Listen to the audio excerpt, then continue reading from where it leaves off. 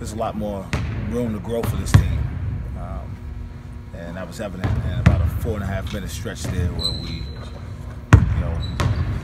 really dialed in defensively.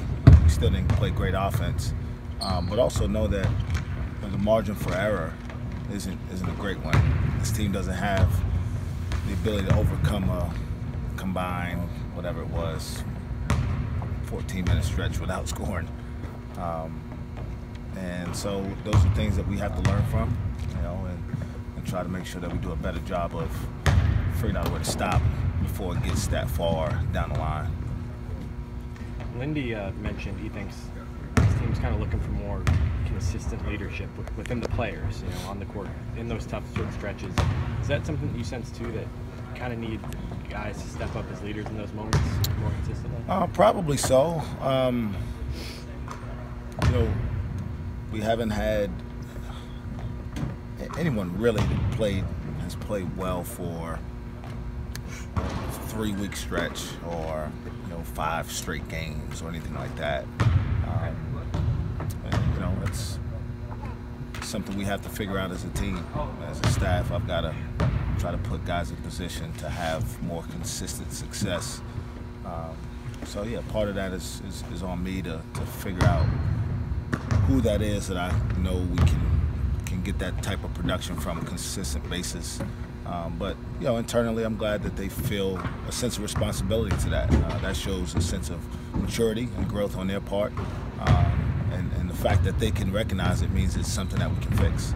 The guys talked about when the little things aren't happening offensively, like missed layups, missed free throws, that they kind of attribute it to focus. You kind of mentioned it too, that the margin for error is lower there. Is it a rare circumstance where focus is more of an issue on the offensive end than the defensive end? No, I think it kind of goes hand in hand most of the time, especially when you don't have a ton of guys who've been leaders before. When things don't go well in one area, it usually affects the other area. And usually it's when shots don't go in, you don't play as good on defense.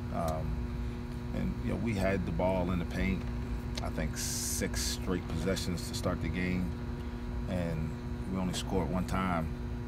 And then to start the second half, we get the ball in the paint for a layup. We don't make the layup. We miss both free throws, and then we give up a layup on the other end. So those type of moments, it's just 2 possessions, but it feels bigger than that. And there's more value because we're not the type of team that can overcome missing those opportunities and then letting the other team take it from 9 to 11 to 13 makes it really, really hard for us. So I don't think it's rare, especially for a younger team, and it's something that we got to figure out how to get better at. But we got to figure out how to not put ourselves in that situation to start with. We shouldn't have been down 9 at halftime. We went 4.5 minutes without scoring to end the first half when we had opportunities to get good looks. We turned it over twice in transition. Then we gave up 2 offensive rebounds that led to baskets. And so those are the things that we got to correct, and we'll start today doing that. I'm not going to get into the Saturday versus weekday deal. You're on a heck of a run on Saturdays. Saturday's a great day. But I am going to get into this.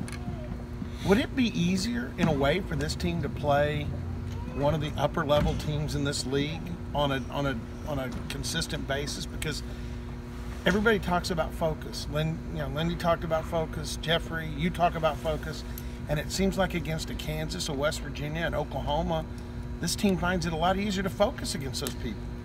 Yeah, I wouldn't make it that simple, Robert. I think it's more just putting the last game behind you, more than anything. And we've been able to do that after losses much better than we've been able to do it after wins, because I don't know the upper echelon versus. I mean, to me, their record doesn't indicate it, but Baylor's like a really good team still. I mean, there's some people I'm sure are still projecting them to be in the NCAA tournament, even though they're still 4-7 in the league at this point. But no, well coached, have been there before, and play a style that can kind of overcome some difficulty scoring because their defense is really good. So I don't look at Baylor as a lower tier team, and certainly not TCU, who's I picked to win the league. Right. You know, so More learning to deal with prosperity. I think so. I think that's some of it. And again, that goes to growth and maturity. You know, again, and I'm not making excuses for this team.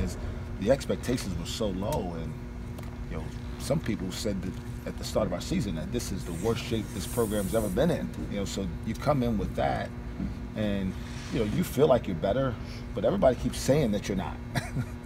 And you know, you play better, and then people still talk about whether you should be winning games that you actually are winning.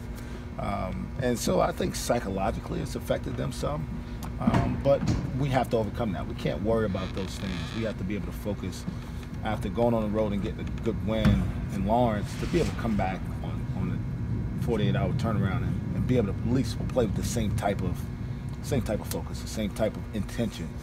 Because I thought we were really intentional on Saturday in Lawrence. We got great second chance opportunities because we were focused. We didn't do that as well on Tuesday.